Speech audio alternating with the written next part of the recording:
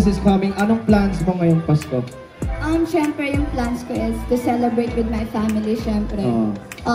Uuwi ako sa Laguna. Syempre, andun yung buong family ko. So, I will just celebrate my Christmas sa family ko. Sa kung family hindi niya. Sa family mo, kung may isa-celebrate ka with someone. With someone.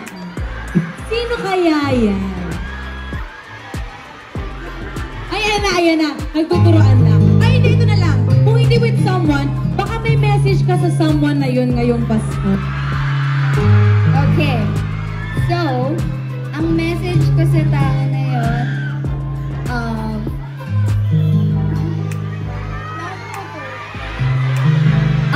sana maging masaya yung Pasko niya. I hope, kung ano man yung ginagawa niya ngayon, maging successful siya. And huwag niyang alalahanin yung mga sinasabing masama about sa kanya. Always think positive. Kasi andun ako sa likod niya. Napalakpak.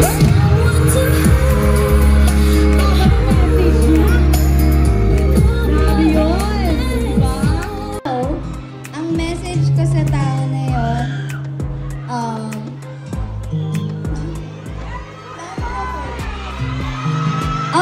sana maging masaya yung Pasko niya. I hope, kung ano man yung ginagawa niya ngayon, maging successful siya.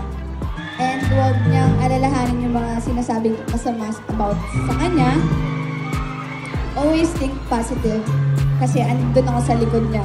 Napalakpak.